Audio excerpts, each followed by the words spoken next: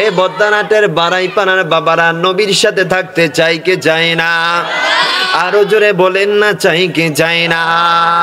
নবীর সাথে থাকলে নবীর মহব্বতের দরকার আছে না নাই? কারণ কিয়ামতে দেখানোর মতো কোনো পুঁজি নাই। কিয়ামতে দেখানোর মতো একটা পুঁজি আছে, ওই পুঁজিটা হচ্ছে আমার কামলিওয়ালা নবীজির ভালোবাসা। আরে কিয়ামতে কি দেখাবো, নাই কোনো পুঁজি। আরে একটা পুঁজি আছে, আমার মায়ার নবীজি। আরে কিয়ামতে কি দেখাবো, নাই কোনো পুঁজি। আমাদের একটা পুঁজি আছে, আমার মায়ার নবীজি। আমার মায়ার নবীজি, দয়ার নবীজি। আরে আমায় একটু দিদার দিতে হয়ে যাও রাজি। নবীকে ভালোবাসলে নবী আপনার ভাঙ্গা ঘরে আসবে কি আসবে না? এ বাবা, নবীর দিদার চাই কি চাই না? আমার দয়াল নবীজি, মায়ার নবীজি, আমায় একটু দিদার দিতে হয়ে যাও রাজি। আরে কিয়ামতে কি দেখাবো, নাই কোনো পুঁজি। আল্লাহ আপনি সাক্ষী থাকেন, ইয়া রাসূলুল্লাহ সাক্ষী থাকেন, আমাদের একটাই পুঁজি, ওই পুঁজিটা হচ্ছে মায়ার নবীর ভালোবাসা। জোরে পড়েন আল্লাহু আকবার। যে আমার বদ্দারহাটের বাড়াইপাড়ার যুবকরা, বাবারা আমার নবীকে ভালোবাসে? ভালোবাসে? আমার বাবারা কি নিজের মাকে বেশি ভালোবাসে নাকি নবীকে? বাবাকে নাকি নবীকে? ছেলেকে নাকি নবীকে? বিবিকে নাকি নবীকে? বিল্ডিংকে নাকি নবীকে? টাকাকে নাকি নবীকে? বলছেন তো? মন থেকে বলছেন না এমনি? মন থেকে বলছেন? আল্লাহ কবুল করুক। সকলে পড়েন আমিন। নবীর মহব্বতের দরকার আছে না নাই? আরো জোরে বলেন না, আছে না নাই? নবীর প্রতি মহব্বত রাখার ঘোষণা একজনের, জবান ছেড়ে সবাই বলেন তো তিনি কে? সবার আওয়াজ পাই নাই। নবীর প্রতি মহব্বত রাখার ঘোষণা কার? আরো জোরে বলেন কার? এটাকে একটা ক্লাস মনে করবেন, কারণ আমার কথা না, আল্লাহর কোরআন সূরা আলে ইমরান 31 নম্বর আয়াতের মধ্যে রব্বুল আলামিন বলছেন, সবাই আমার সাথে ঠোঁটে ঠোঁট মিলিয়ে পড়েন, কুল ইন কুনতুম তুহিব্বুনাল্লাহা ফাত্তাবিউনি ইউহিব্বুকুমুল্লাহ। একটু জোরে বলেন না, আল্লাহু আকবার। নবীর প্রতি ভালোবাসার ঘোষণা কার? আরো জোরে বলেন কার? আল্লাহ বলছেন কুল, হে মেহবুব আপনি বলে দিন, ইন কুনতুম তুহিব্বুনাল্লাহ, তোমরা যদি আল্লাহকে ভালোবাসতে চাও, ফাত্তাবিউনি, আল্লাহকে ভালোবাসতে চাইলে আল্লাহ এর আগে একটা ওয়াসিতা দিয়ে দিয়েছেন। আল্লাহর ভালোবাসা পাওয়ার জন্য আল্লাহ একটা শর্ত লাগাই দিয়েছেন। ওই শর্তটা হচ্ছে, আল্লাহকে পাওয়ার পূর্ব শর্ত হচ্ছে আমার কামলিওয়ালা নবীজির প্রতি এক সাগর ভালোবাসা। আরো জোরে বলেন সুবহানাল্লাহ। তো আমার নবীকে যদি অনুসরণ করেন, আমার নবীকে যদি ভালোবাসেন, ফায়দা কি? আল্লাহ বলছেন নবীকে যদি অনুসরণ করো ইউহিব্বুকুমুল্লাহ, নবীকে অনুসরণ করলে তোমাদের কি হবে জানো? স্বয়ং আমি লাম ও কানের খোদা তোমাকে ভালোবেসে যাব। আরো জোরে বলেন না সুবহানাল্লাহ। আজকে সিদ্দিক আকবরের এত মর্যাদা কেন? কারণ সিদ্দিক আমার প্যারা নবীজিকে ভালোবেসেছেন। জোরে বলেন। এই জন্য উনি ছিলেন আবু বকর, সেখান থেকে লকব পেয়েছেন সিদ্দিক আকবর। সুবহানাল্লাহ। হযরতে উমর রাদিয়াল্লাহু তাআলা উনি লকব পেয়ে গেছেন ফারুক আজম। জোরে বলেন। হযরতে উসমান লকব পেয়ে গেছেন যুন্নুরাইন। জোরে বলেন। হযরতে আলী লকব পেয়ে গেছেন মাওলা আলী শেরে খোদা। জোরে বলেন সুবহানাল্লাহ। এগুলা কি কারণে? কারণ আমার নবীকে তারা ভালোবেসেছেন। জোরে বলেন সুবহানাল্লাহ। যে যা কিছু পেয়েছে সব কিছু আমার নবীর ভালোবাসায় পেয়েছে। আরো জোরে বলেন না সুবহানাল্লাহ। কে জিসকো जो कुछ भी मिला आपके दरवाजे से, সুবহানাল্লাহ। কলবের মধ্যে এমন এক নূরের তাজাল্লি দিলেন ফারুক আজম, সাথে সাথে ওনার জবান দিয়ে বলতে লাগলেন, ইয়া রাসূলুল্লাহ, খোদার কসম করে বলছি এই মুহূর্তে আমি ফারুক আমার জানের চাইতে আপনি নবীকে বেশি ভালোবাসি। আরো জোরে বলেন সুবহানাল্লাহ। তাহলে জানের চাইতে নবীকে বেশি ভালোবাসার দরকার আছে না নাই? আরো জোরে বলেন না আছে না নাই? কারণ বাবা কিয়ামতের ময়দানে আমার আপনার কোনো পুঁজি নাই। আপনি কিয়ামতের ময়দানে কোন পুঁজি নিয়ে যাবেন? আপনি যদি আমার আল্লাহকে বলেন, আল্লাহ আমি নামাজ নিয়ে এসেছি, আমার আল্লাহ বলবে, বান্দারে তুই 5 ওয়াক্ত নামাজের কথা বলছস, বান্দা আমি তোরে ডেইলি 5 গ্লাস পানি খাওয়াইছি, বান্দা বান্দা তুই 5 গ্লাস পানির সাথে 5 ওয়াক্ত নামাজ কাইটা দে। এইভাবে আমরা যদি আমলের এই হিসাব করতে যাই, ও আমার যুবক ভাইরা, কোনো কিছু দেখাতে পারবো না। কালকে আমাদের ময়দানে আল্লাহর দরবারে দেখানোর মতো একটাই পুঁজি, ওই পুঁজিটা হচ্ছে নবী মুস্তাফার ভালোবাসা। এই জমিনের উপরে আসমানের নিচে কালামুল্লাহ শরীফের পরে সবচাইতে শুদ্ধ যে কিতাব, ওই কিতাবের নাম হচ্ছে সহিহ বুখারী। জোরে জোরে বলেন না সুবহানাল্লাহ। ওই বুখারী শরীফের হাদিস, গভীর মনোযোগ, কথা বলা যাবে না। নবী প্রেমের আলোচনায় আমি ঢুকে গেলাম। বুখারী শরীফের হাদিস, আল্লাহর প্যারা নবীজির এক সাহাবী আমার নবীকে সে ডাক দিয়া কই, ইয়া রাসূলুল্লাহ, নবী গো,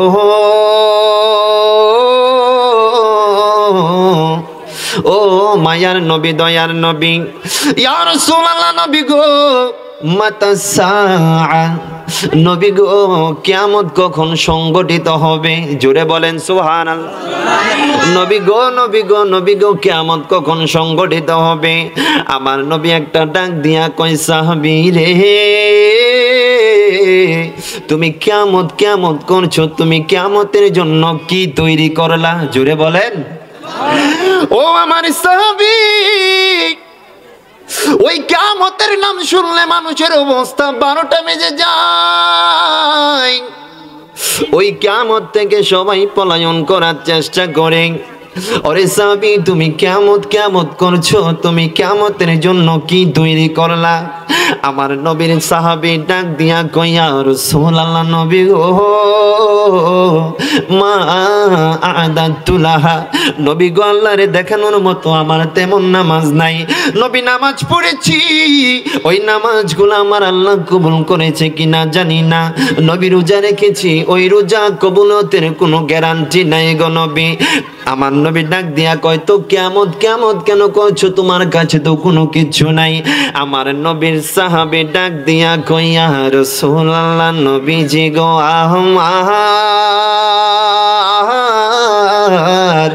ও মায়ার নবী, দয়ার নবী, আমার কাছে হয়তো নামাজ না থাকতে পারে, আমার কাছে হয়তো রোজা না থাকতে পারে, কিন্তু ইয়া রাসূলুল্লাহ, আমি সাহাবীর কাছে একটা জিনিস আছে গো নবী, একটা জিনিস আছে।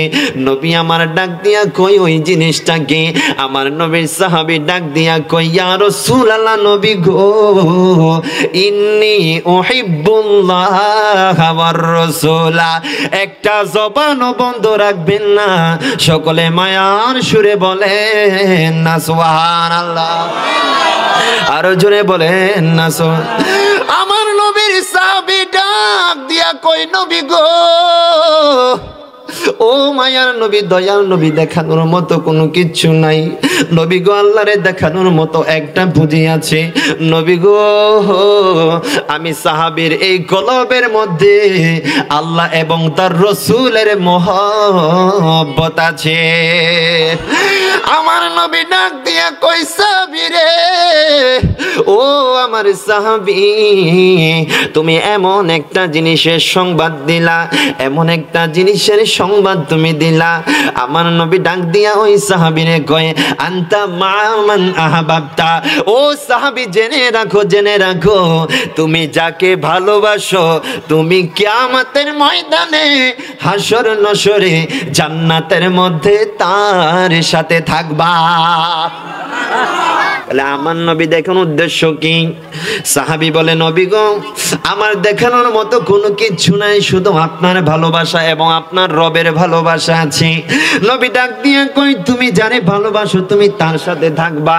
দ্যাট মিন্স আমার নবী বলছে, নবীরে যারা ভালোবাসে, বদ্দার হাটের বারাইপাড়ার যারা নবীরে ভালোবাসে, যারা নবী নবী কইরা নিজের জানটা কুরবান কইরা দে,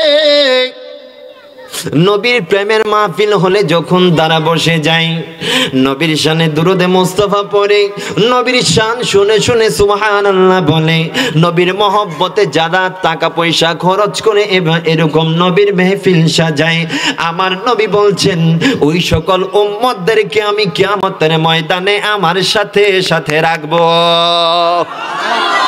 আরো জোরে বলেন না সুবহানাল্লাহ। এই বদ্দানাটের বারাইপাড়ার বাবারা নবীর সাথে থাকতে চাই কে চায় না? আরো জোরে বলেন না, চাই কে চায় না? নবীর সাথে থাকলে নবীর মহব্বতের দরকার আছে না নাই? কারণ কিয়ামতে দেখানোর মতো কোনো পুঁজি নাই। কিয়ামতে দেখানোর মতো একটা পুঁজি আছে, ওই পুঁজিটা হচ্ছে আমার কামলিওয়ালা নবীজির ভালোবাসা। আরে কিয়ামতে কি দেখাবো, নাই কোনো পুঁজি, আরে একটা পুঁজি আছে আমার মায়ার নবীজি। আরে কিয়ামতে কি দেখাবো, নাই কোনো পুঁজি, আমাদের একটা পুঁজি আছে আমার মায়ার নবীজি, আমার মায়ার নবীজি, দয়ার নবীজি। আরে আমায় একটু দিদার দিতে হয়ে যাও রাজি। নবীকে ভালোবাসলে নবী আপনার ভাঙ্গা করে আসবে কি আসবে না? এ বাবা, নবীর দিদার চাই কে চাই না? আমার দয়াল নবীজি, মায়ার নবীজি, আমায় একটু দিদার দিতে হয়ে যাও রাজি। আরে কিয়ামতে কি দেখাবো, নাই কোনো পুঁজি। আল্লাহ আপনি সাক্ষী থাকেন, ইয়া রাসূলুল্লাহ সাক্ষী থাকেন, আমাদের একটাই পুঁজি, ওই পুঁজিটা হচ্ছে মায়ার নবীর ভালোবাসা। জোরে পড়েন আল্লাহু আকবার। আমি বলছি নবী প্রেমের কথা। বাবা, নবী প্রেম শিখতে হবে আমার নবীর সাহাবায়ে কেরাম থেকে। কথা কোন ঠিক কিনা? আরো জোরে বলেন না ঠিক কিনা? নবীর সাহাবীদের মতো আমরা নবীরে ভালোবাসতে পারবো? তো শিখতে হবে সাহাবায়ে কেরাম থেকে। কথা কোন ঠিক কিনা? আমার নবীর সাহাবী হযরতে হানজালা রাদিয়াল্লাহু তাআলা, নাম কি? হযরতে হানজালা রাদিয়াল্লাহু তাআলা, নবীর সাহাবী হানজালা। আজকে আমরা তো যা করছি কোনো সামান্য এগুলা, আজকে নবীর জন্য কি করছি, কোনো কিছুই তো করছি না। বাবা, আপনি যে আখিরি নবীর উম্মতের খাতায় আপনার নামটা লেখাইলেন, এই শুকরিয়া যদি আপনি সারা জীবন করতে যান, শুকরিয়া আদায় করে শেষ করতে পারবো? পারবো? আল্লাহ চাইলে আদমের উম্মত করে পাঠাইতে পারতেন, আল্লাহ চাইলে ইব্রাহিম আলাইহিস সালামের উম্মত করে পাঠাইতে পারতেন, আল্লাহ চাইলে মুসা ঈসা বিভিন্ন নবীর উম্মত করে পাঠাইতে পারতেন। কিন্তু আমার আল্লাহ আমার উপর আপনার উপর কত মায়া করেছে। আল্লাহ নবীদের নবী, রাসূলদের রাসূল, কামলিওয়ালা নবীর উম্মত কইরা আমার আপনারে পাঠাইছে। আরে দয়াল আল্লাহ আমারে দয়া কইরাছে, রাহমাতুল লিল আলামিনের উম্মত বানাইছে। আরো জোরে বলেন না সুবহানাল্লাহ। আরে দয়া কইরাছে রে আমায়, মায়া কইরাছে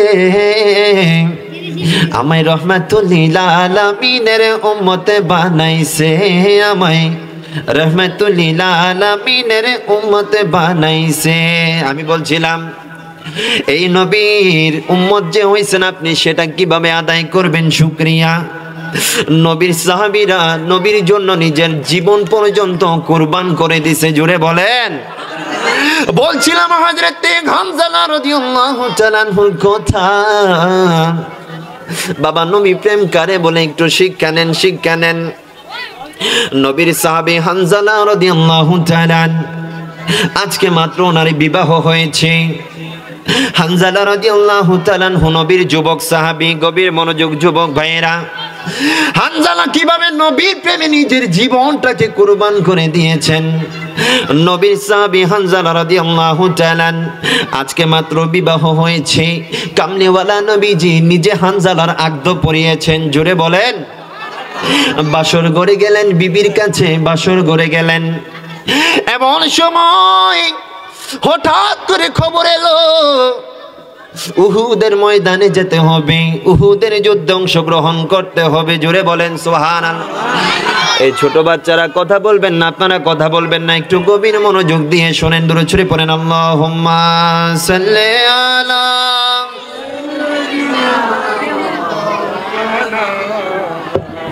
ওয়া আলা আলি সাইয়্যিদিনা।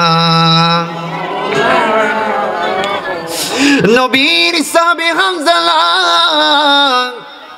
আজকে মাত্র বিবাহ হয়েছে, বাসর রাতে গেলেন বিবির সাথে দেখা করবেন। বিবির সাথে ঠিকভাবে পরিচয় এখনো হয় নাই। হঠাৎ খবর আসলো নবী উহুদের জন্য ডেকেছেন সবাইকে। তো নবী যখন উহুদের ময়দানে হানজালা রাদিয়াল্লাহু তাআলা আনহুকে ডাকলেন, হানজালা আর একটা সেকেন্ডও দেরি করলেন না। হানজালা ভাবতে লাগলেন নবীর প্রেমে আমার এই একটা জীবন কেন। নবীর প্রেমের যখন প্রশ্ন উঠেছে, ইসলামের যখন প্রশ্ন এসেছে, আমি হানজালা আমার হাজার হাজার জীবন কেউ কুরবান করে দিব। নবীর সাহাবী হানজালা যখন শুনলেন নবী আমার উহুদের ময়দানের জন্য ডেকেছেন, হানজালা রাদিয়াল্লাহু তাআলা আনহু বউকে রেখে ডাইরেক্ট যুদ্ধের ময়দানে চলে গেলেন। জোরে বলেন সুবহানাল্লাহ। হানজালা রাদিয়াল্লাহু তাআলা আনহু তার নববিবাহিতা বধূকে রেখে চলে গেলেন সেই উহুদের ময়দানে। উহুদের ময়দানে যুদ্ধ করতে করতে করতে করতে করতে করতে হানজালা আমার আপনার ইসলামের জন্য, আমার আপনার নবীর জন্য নিজের জানমান কুরবান করে হানজালা উহুদের ময়দানে শহীদ হয়ে গেলেন। 70 জন, কয়জন? 70 জন মুসলিম সৈনিক ওই উহুদের ময়দানে শাহাদাত বরণ করেছে। 70 জন। আমার নবী বললেন আমার সাহাবীর মধ্যে 70 জন শাহাদাত বরণ করেছে। এখন আমার নবী সবার লাশগুলা খুঁজতে লাগলেন। লাশগুলা খুঁজতে গিয়ে দেখলেন 2টা লাশ পাওয়া যাচ্ছে না। একটা লাশ হচ্ছে হযরতে হামজা রাদিয়াল্লাহু তাআলা, যিনি ছিলেন আমার নবীর চাচা, আর আরেকটা লাশ হচ্ছে হযরতে হানজালা রাদিয়াল্লাহু তাআলা। জোরে জোরে বলে নবী আমার হানজালা রাদিয়াল্লাহু তাআলা নবীর প্রেমে নিজের জীবনটা কুরবান করে দিলেন। নবী বলেন আমার হানজালারে পাওয়া যাচ্ছে না, আমার হানজালা কোথায়, তোমরা নিয়ে আসো, নিয়ে আসো। অতঃপর দেখা গেল হানজালাকে আনার আগে হানজালা রাদিয়াল্লাহু তাআলা আনহুর যেই বিবি আজকে যার সাথে বিবাহ হয়েছে, ওই হানজালা রাদিয়াল্লাহু তাআলা আনহুর নববিবি উনি আমার নবীর দরবারে উপস্থিত হয়ে গেল। হযরতে হানজালার নববিবাহিতা স্ত্রী নবীর কাছে এসে ডাক দিয়া কই ইয়া রাসূলুল্লাহ, নবী গো, ও মায়ার নবী, দয়ার নবী। আমার নবী বললেন তোমাকে চিনলাম না। তখন হানজালা রাদিয়াল্লাহু তাআলা আনহুর স্ত্রী বললেন আমি হচ্ছি হানজালার বিবি। জোরে বলেন ইয়া রাসূলুল্লাহ, আজকে আপনি আমার মাঝে এবং হানজালার মাঝে আগদ পরিয়েছেন। ওই আগদ পরানোর পর আপনি নবী নিজে খুরমা খেজুর ছিটিয়ে দিয়েছিলেন। নবী গো, হানজালা আপনার প্রেমে এমন কুরবান নবী। নবী হানজালা আমার সাথে বাসর ঘরে ঢুকেছে, আমাকে একটা চুমাও দিয়েছে। ইয়া রাসূলুল্লাহ, চুমা দেওয়ার পর যখন শুনলো উহুদের ময়দানে যাইতে হবে, হানজালা আরেকটা সেকেন্ডও দেরি করে নাই। নবী গো, আপনি নবীর সাথে হানজালা যুদ্ধের ময়দানে চলে এসেছে। নবী গো, আমার একটা কথা বলতে হয়। ইয়া রাসূলুল্লাহ, নবী গো, হানজালা আমাকে একটা চুমা দিয়েছে, হানজালার উপর গোসল ফরজ হয়েছে। জোরে বলেন ইয়া রাসূলুল্লাহ নবী গো, আমার হানজালাকে আমি দেখছি না, আমার হানজালা যাওয়ার সময় আমার একটা কথা বলে গেছে।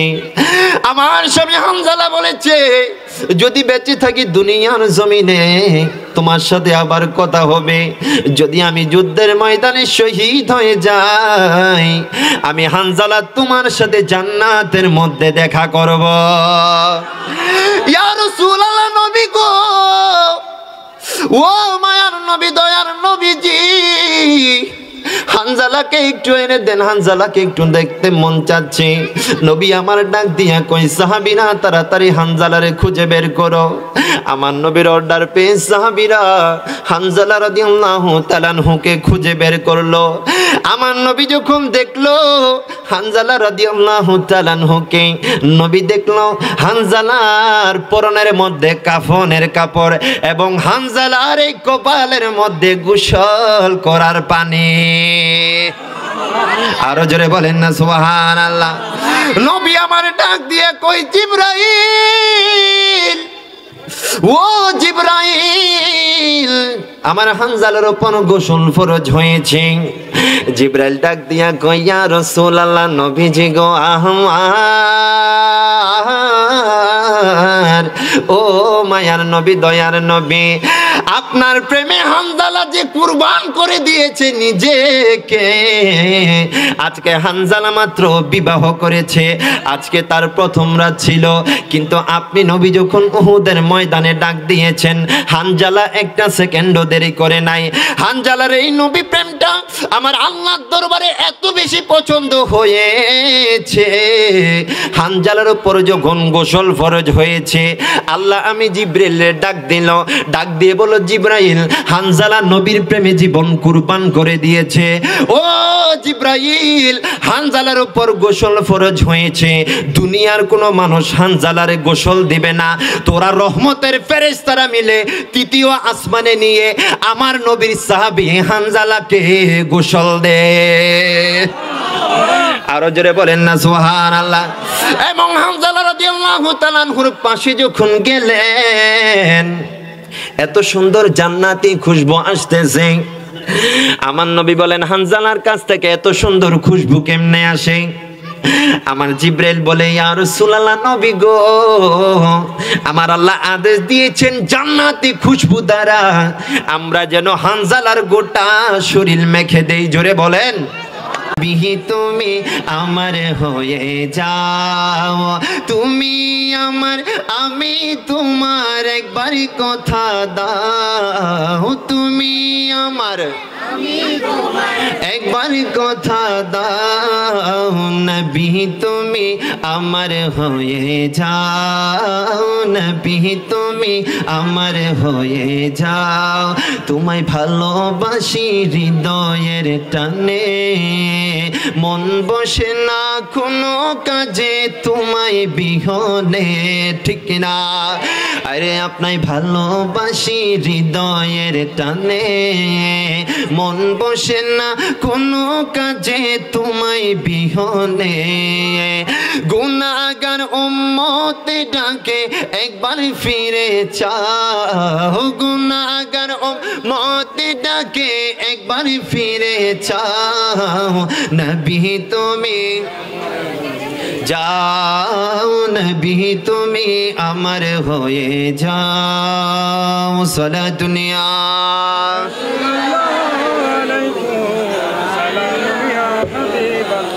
সালাত দুনিয়া রাসূলুল্লাহ।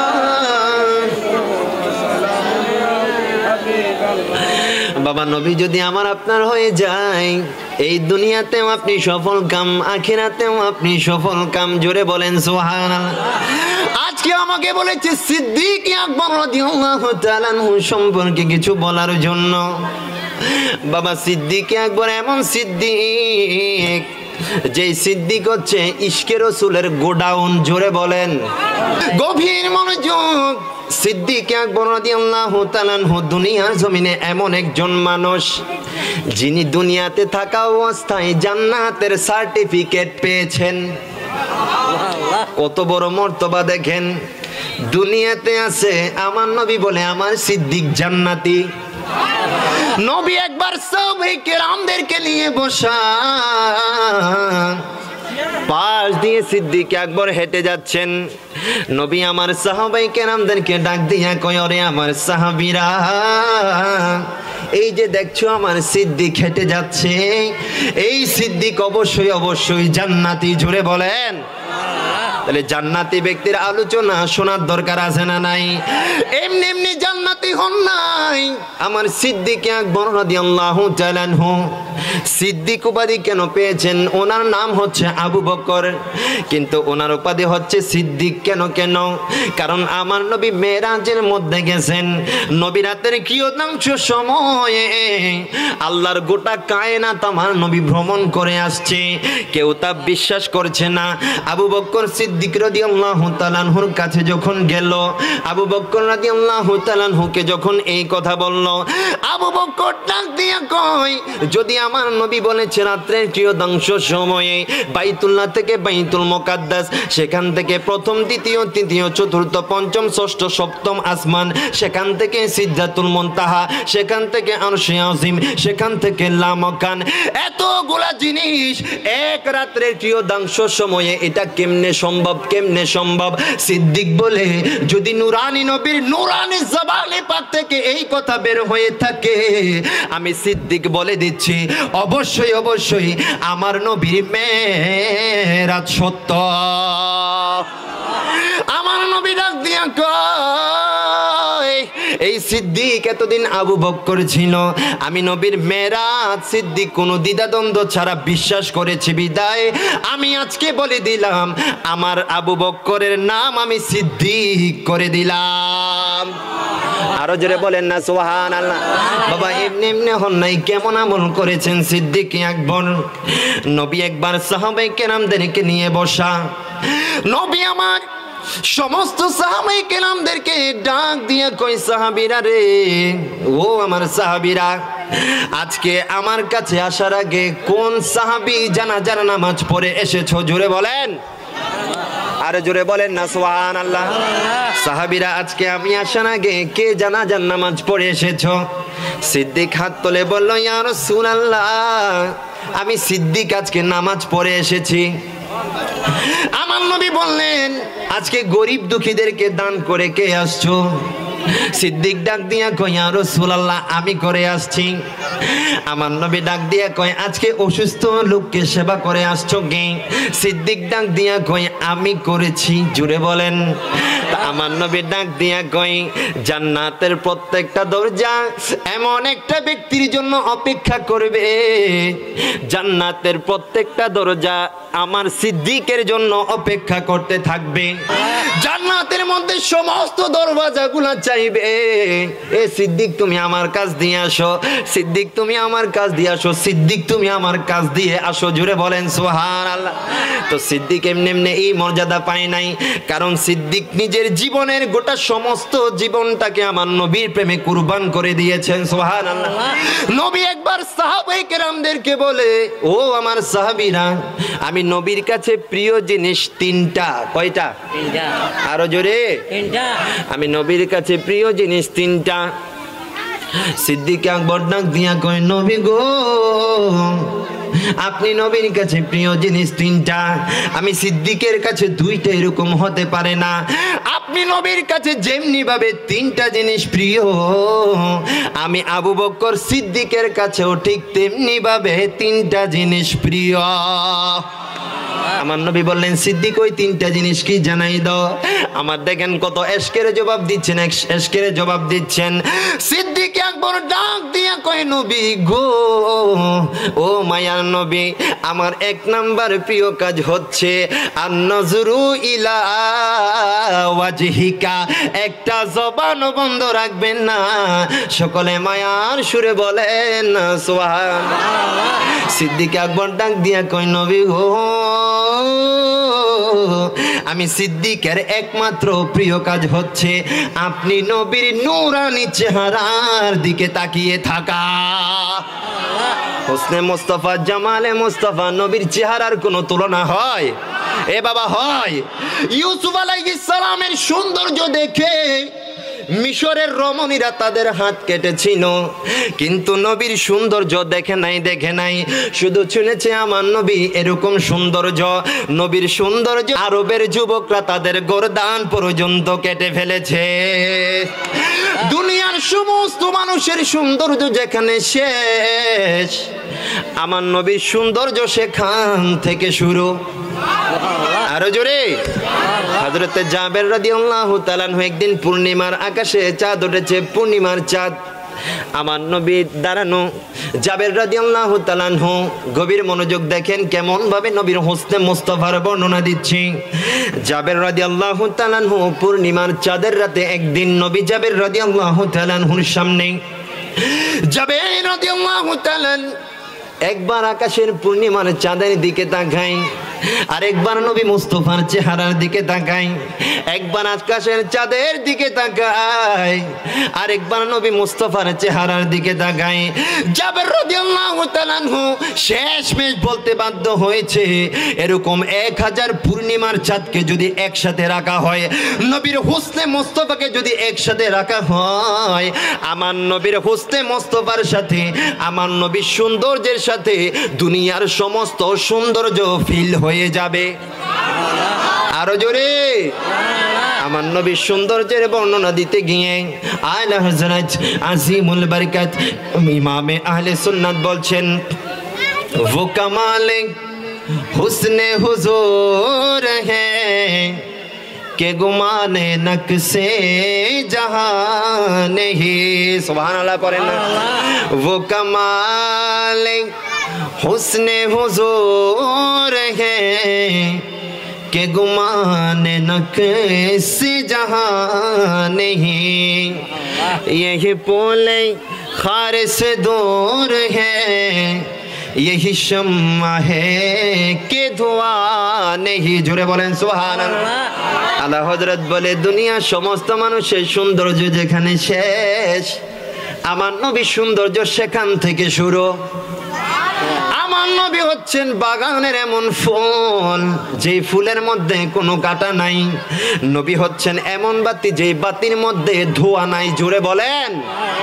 তো আবু বকর সিদ্দিক বলছে, আমার 1 নাম্বার প্রিয় কাজ হচ্ছে ইয়া রাসূলুল্লাহ, আপনি নবীর নূরানি চেহারায় ওয়াদুহার দিকে তাকিয়ে থাকা। সিদ্দিক আকবর বলছে, ইয়া রাসূলুল্লাহ নবী গো, আমার 2 নাম্বার প্রিয় কাজ কি জানেন নি গো নবী? দেখেন সিদ্দিক আকবর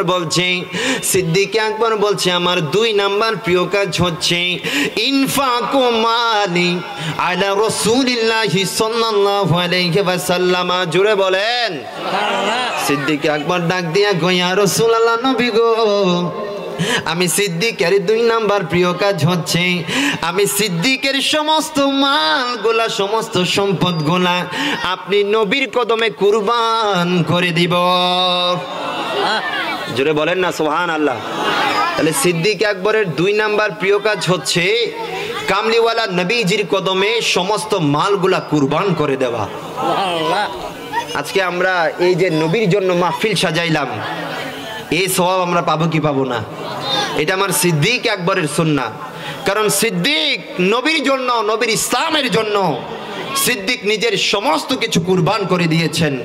আজকে বড় খুশি লাগে, বড় আনন্দ লাগে যখন নবীর শানে আমার যুবক ভাইয়েরা, আমার বাবারা যখন নিজের পকেটের টাকা খরচ করে দ্বীনি মজলিস বসানোর জন্য, দ্বীন ইসলামের আওয়াজ দুনিয়ার জমিনে বুলন্দ হওয়ার জন্য যখন আমার যুবক ভাইয়েরা, আমার বাবারা এরকম কাজ করে, তখন আমার মনে পড়ে যায়, আরে তারা তো আমার সিদ্দিক আকবরের সুন্নতকে অনুসরণ করছে।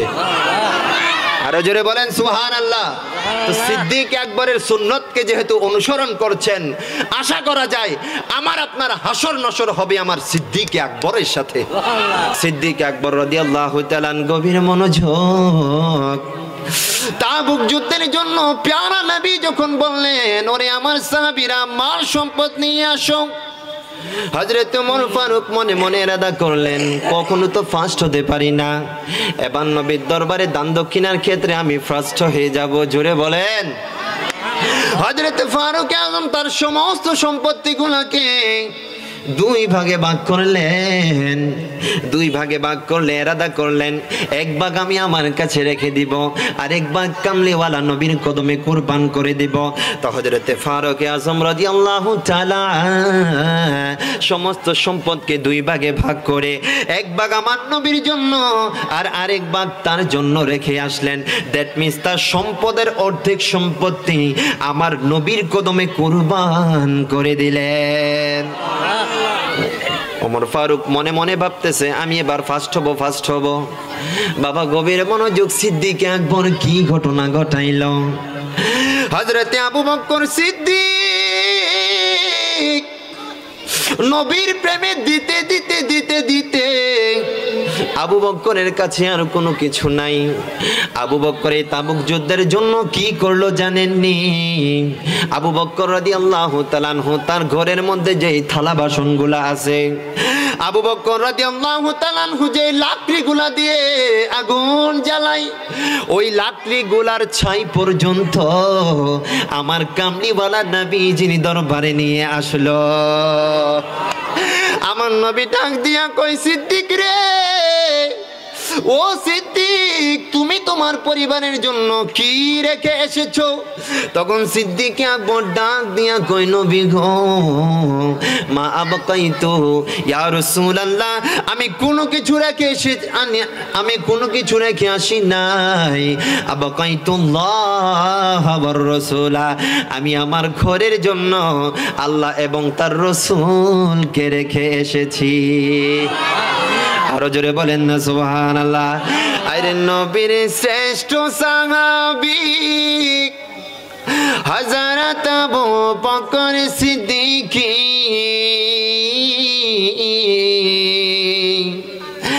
আমার নবীর শ্রেষ্ঠ সাহাবী,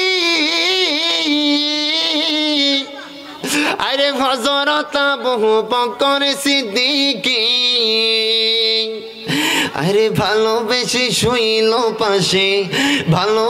শুইল পাশে, যাইয়া দেখো মদিনা মদিনা, মিনার ঠিকানা বাজান মদিনা মদিনা, মিনার ঠিকানা, আশিকদের ঠিকানা হচ্ছে মদিনা। কথা কোন ঠিক কিনা? তাহলে জোরে বলেন, মদিনা মদিনা আশিক মিনার ঠিকানা। হাই হাই দিদার চেয়ে কাঁদো তোমরা, দিদার চেয়ে কাঁদো তোমরা, হও না নবীর দিওয়ানা মদিনা মিনার ঠিকানা বাজান মদিনা মদিনা আশিক কালো হাফসি বেলালে, আরে ভালোবাসে এই পাগলে, ও সুবহানাল্লাহ।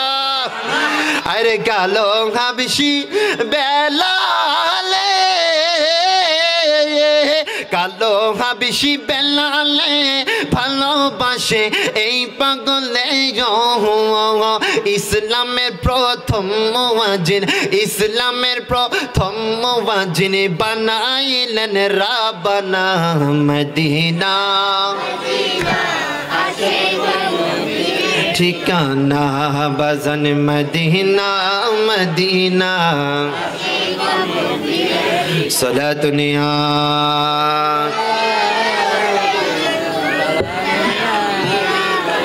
সালাতুনিয়া রাসূলুল্লাহ আলাইকুম সালামুনিয়া হাবিব। এ বাবা আবু বকর সিদ্দিক, হযরত সৈয়দনা আবু বকর কিভাবে প্রেমের খেলা দেখাইলেন। নবী আমার বললেন, ও আবু বকর, তুমি আমার হিজরতের সাথী হবা। জোরে বলেন। আমার নবী যখন বলছে, আবু বকর তুমি হিজরতের সাথী হবা, আবু বকর রাদিয়াল্লাহু তাআলা আনহু ওই দিন থেকে দরজার মধ্যে দাঁড়িয়ে থাকলেন। নবী যখন হিজরতের জন্য আবু বকর রাদিয়াল্লাহু তাআলা আনহুর ঘরের দরজার মধ্যে এসে টক করলেন। আমার নবীর দরজা নক করতে দেরি, আবু বকর ওই দরজা খুলতে আর একটা সেকেন্ডও দেরি হইল না। আরো জোরে বলেন না সুবহানাল্লাহ। নবী বলে, আবু বকর এত তাড়াতাড়ি কিভাবে তুমি দরজাটা খুললা? আবু বকর বলে, ইয়া রাসূলুল্লাহ, নবী গো, যখন থেকে আপনি বলেছেন আমি আবু বকরকে আপনি হিজরতের সাথী বানাইবেন, আমি আবু বকর তখন থেকে অপেক্ষা করে আছি আপনি নবীর জন্য, আপনি নবীর যেন কষ্ট না হয়, এই জন্য আমি দরওয়াজার মধ্যে দাঁড়াই আছি। আরো জোরে বলেন না সুবহানাল্লাহ। এবার আমার নবী আবু বকরকে নিয়ে হিজরত করছেন। বাবা গভীর মনোযোগ। আমার নবী আবু বকর রাদিয়াল্লাহু তাআলা আনহুকে নিয়ে হিজরতের মধ্যে বের হলেন। বাবা হিজরতের রাস্তার মধ্যে কেমন প্রেমের খেলা দেখাইলেন আবু বকর। আবু বকর রাদিয়াল্লাহু তাআলা কতক্ষণ নবীর সামনে যায়, কতক্ষণ নবীর পিছনে যায়, কতক্ষণ নবীর ডানে যায়, কতক্ষণ নবীর বামে যায়। নবী আমার ডাক দিয়া কয়, আবু বকর তুমি এমন করছো কেন? আবু বকর তুমি কতক্ষণ সামনে, কতক্ষণ পিছনে, কতক্ষণ ডানে, কতক্ষণ বামে, আরে আবু বকর তুমি এমন করছো কেন? আবু বকর ডাক দিয়া কয়, নবী গো, ও মায়ার নবী, দয়ার নবী, কাফেররা উট পেতে বসে আছে, আমাকে আপনাকে পাইলে তারা কতল করার চেষ্টা করবে গো নবী, তারা আপনাকে তীর মারার সম্ভাবনা আছে। নবী গো, আমি কতক্ষণ সামনে, কতক্ষণ পিছনে, কেন যাই, কেন যাই, কেন যাই জানেননি? ইয়া রাসূলুল্লাহ, নবী গো, ও মায়ার নবী, যদি সামনে থেকে কেউ আপনাকে তীর নিক্ষেপ করে, ওই তীরটা যেন আপনি নবীর গায়ে না লাগতে পারে, ওই তীরটা যেন আমি আবু বকরের গায়ে লাগে, এই জন্য আমি কতক্ষণ সামনে যাই, নবী গো কতক্ষণ পিছনে যাই, যেন আপনাকে অ্যাটাক করতে না পারে। ওই হিজরতের ময়দানে আমার সিদ্দিক আকবর কেমন ডেডিকেশন করেছেন নবীর জন্য। হিজরতের রাস্তায় চলছেন, আমার নবী এবং সিদ্দিক যখন গাড়ির সুরের মধ্যে গেল, আমার সিদ্দিক বলে, ইয়া রাসূলুল্লাহ, নবী গো, আপনি গাড়ির সুরের মধ্যে আগে প্রবেশ করবেন না, আমি সিদ্দিক আগে প্রবেশ করব। আরে সুবহানাল্লাহ কয় না? আমার নবী বলে, সিদ্দিক তুমি কেন আগে প্রবেশ করবা? আমার সিদ্দিক বলে, ইয়া রাসূলুল্লাহ, এই গাড়ির সুর অনেক পুরান একটা গর্ত, এই গাড়ে সুরের মধ্যে আপনি যদি প্রবেশ করেন, ওই গাড়ে সুরের মধ্যে কোনো কিছু থাকতে পারে, আপনাকে হয়তো আক্রমণ করতে পারে। নবী গো, আমি সিদ্দিক থাকতে সেটা বরদাস্ত করতে পারবো না। আমার আবু বকর সিদ্দিক ওই গাড়ে সুরের মধ্যে প্রথম প্রবেশ করলেন। হযরত আবু বকর সিদ্দিক ওই গাড়ে সুরের মধ্যে প্রবেশ করে দেখতেছেন, এই গাড়ে সুরের মধ্যে অনেকগুলা গর্ত। কি দেখতেছেন? অনেকগুলা গর্ত। এবার আবু বকর কি করলেন জানেননি? আবু বকর রাদিয়াল্লাহু তাআলা আনহু তার পরনের মধ্যে যে কামিজ ছিল, আবু বকর রাদিয়াল্লাহু তাআলা আনহু ওনার পরনের মধ্যে যে পোশাক ছিল, নবী প্রেমের কেমন দৃষ্টান্ত দেখিয়েছেন আবু বকর সিদ্দিক। উনি ওনার পরনের মধ্যে যে কাপড়গুলা ছিল, এই কাপড়গুলা ছিঁড়ে ওই গাড়ে সুরের মধ্যে যে গর্তগুলা ছিল, ওই গর্তগুলাকে মেরে দিলেন। আরো জোরে বলেন না সুবহানাল্লাহ। সমস্ত গর্তগুলা মেরে দেওয়ার পর একটা গর্ত বাকি ছিল, ওই গর্তটা মারার জন্য সিদ্দিক আকবরের কাছে কোনো কাপড় নাই, সমস্ত কাপড় শেষ হয়ে গেছে। সিদ্দিক আকবর চিন্তা করতে লাগলেন, এই গর্তের মধ্যে বিষাক্ত কিছু থাকতে পারে, এই গর্তটাকে কিভাবে মারা যায়। সিদ্দিক আকবর ওনার পা মোবারক দিয়ে ওই গর্ত মেরে দিলেন। আরো জোরে। এবার সিদ্দিক আকবর গাড়ি সুরের মধ্যে প্রবেশ করলেন, ওই গর্তের মধ্যে পা রাখলেন। আমার সিদ্দিক আকবরের কুলের মধ্যে নবী মুস্তাফা ঘুমিয়ে পড়লেন। আরো জোরে বলেন না সুবহানাল্লাহ। নবী মুস্তাফা যদি আপনার এই কুলের মধ্যে ঘুমিয়ে থাকে, দুনিয়ার আর কোনো কিছু আপনার লাগে? এই বাবা লাগে? নবী যদি আপনার শিয়রে চলে আসে, দুনিয়ার আর কোনো কিছু লাগে না। সিদ্দিক আকবর রাদিয়াল্লাহু তাআলা আনহুর কোলের মধ্যে নবী মুস্তাফা নুরানি চেহারা আনোয়ার নিয়ে ঘুমিয়ে আছেন। ইতিমধ্যে যে গর্তটা আমার সিদ্দিক আকবর তার পা দিয়ে মেরে রেখেছেন, আজাইবুল মখলুকাত নামক কিতাবের মধ্যে আসতেছে, ওই গর্তের মধ্যে একটা সাপ অপেক্ষা করছিল আমার কামলিওয়ালা নবী, মক্কার মতি মদিনার জ্যোতি, আমার কামলিওয়ালা নবীজির নূরানি চেহারাটা একটু দেখার জন্য। জুড়ে বলেন না সুবহানাল্লাহ। ওই সাপ অপেক্ষা করেছিল। ওই সাপ সিদ্দিক আকবরকে প্রথমে এভাবে ডিক্টেশন দিল, কিন্তু সিদ্দিক আকবর কোনোতেই তার পা সরাচ্ছে না। এখন এই সাপ তো নবীকে দেখার জন্য পাগল পারা হয়ে গেল। এই সাপ কি করলো? এই সাপ নবীর প্রেমে দিওয়ানা হয়ে নবীর সাহাবী সিদ্দিককে দর্শন করে দিল। জুড়ে বলেন না সুবহানাল্লাহ। এবার আমার সিদ্দিক আকবর রাদিয়াল্লাহু দেখেন আবার প্রেমের ঘটনা। এখন একটা হযরতে আবু বকর সিদ্দিক নবীর প্রেমে গারে সুরের মধ্যে কি দৃষ্টান্ত দেখাইলেন। হযরতে আবু বকর সিদ্দিককে সাপে কামড় দিল। এদিকে আবু বকর সিদ্দিকের এই কোলের মধ্যে নবী মুস্তাফা ঘুমিয়ে আছে। আবু বকর সিদ্দিক চিন্তা করলেন, আমি যদি নাড়াচাড়া করি নবী মুস্তাফা ঘুমিয়ে আছে, আমার নবীর মুস্তাফার ঘুমের ডিস্টার্ব হবে। এই জন্য সিদ্দিক আকবর আমার নবীকে জাগান নাই। জোরে জোরে বলেন সুবহানাল্লাহ। সাপের বিষ যখন আমার সিদ্দিক আকবরের শরীরের মধ্যে ছড়িয়ে যাচ্ছে, আমার সিদ্দিক আকবরের শরীরটা কাঁপতে শুরু করলো। সিদ্দিক আকবরের চোখ মুবারক থেকে একটা ফোঁটা পানি আমার পেয়ারা নবীজির নূরানি কপাল মুবারকের মধ্যে পড়লো। আমার নবী আর দেরি করলেন না, নবী আমার উঠে গেলেন। আমার নবীর ঘুম ভেঙে গেল। নবী আমার ডাক দিয়া কই, সিদ্দিক, ও সিদ্দিক, তোমাকে এমন বিচলিত দেখাচ্ছে কেন? তোমার চোখ দিয়ে কেন পানি পড়ছে? আমার নবীর সিদ্দিক ডাক দিয়া কই, নবী গো, আপনি নবী আমার কোলের মধ্যে ঘুমাইয়াছেন, এদিকে সাপে আমাকে দর্শন করেছে। আমি যদি নাড়াচাড়া করি আপনি নবীর ঘুমের ডিস্টার্ব হতে পারে। এই জন্য আপনি নবী যেন না জাগেন, আপনি নবীর যেন ঘুমের ডিস্টার্ব না হয়, এই জন্য আমি সিদ্দিক আপনি নবীকে জাগাই নাই। আরো জোরে বলেন না সুবহানাল্লাহ। আরে আবু বকর সিদ্দিকের হাফে কামড়াইছে, আর আঙ্গু নবীর থুতু লাগা বালা হয়ে গেছে। আরো জোরে বলেন না সুবহানাল্লাহ। তো আমার নবী আর দেরি করলেন না। আমার নবী কি করলেন?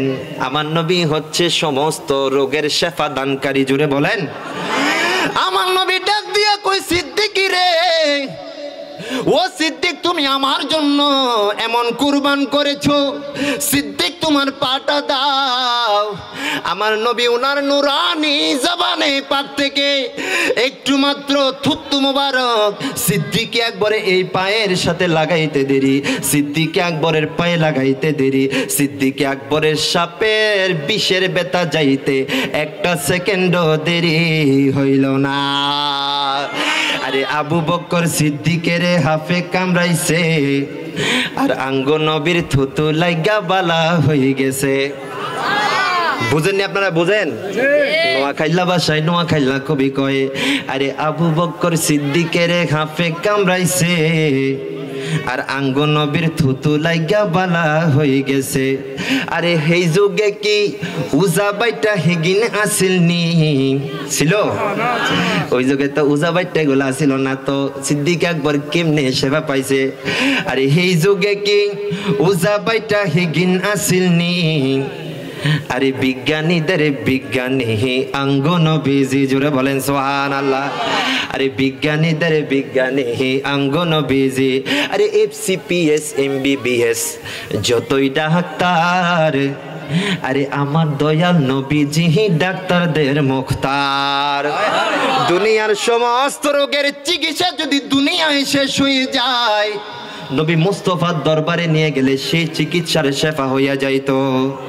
আরে FCPS MBBS যতই ডাক্তার, আরে আমার দয়াল নবীজি ডাক্তারদের মুক্তার। আরে সব রোগের সব ওষুধ, আরে সব রোগের সব ওষুধ তার কাছে পেলাম। আরে মোদের শেষ কথা, আরে মোদের আসল পরিচয় দয়াল নবীজির গোলাম, ঠিক কিনা? আরো জোরে বলেন ঠিক কিনা? আবার দুই হাতটা তোলেন, দুই হাত তোলেন একটু। আরে মোদের আসল পরিচয় দয়ালে নবীজির গোলাম, মোদের আসল পরিচয় দয়ালে নবীজির গোলাম। সরকারে কি আমাদের নবীর নামে স্লোগান দিয়ে চলে যাচ্ছে ভাইকে দিয়ে।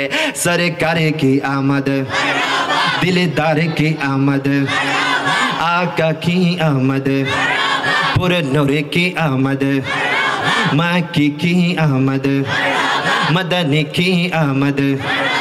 और जोर से बोलो शर्माना छोड़ो, अरे जिंदा नबी, अरे हयात नबी, अरे अमर नबी, अरे तुम्हारे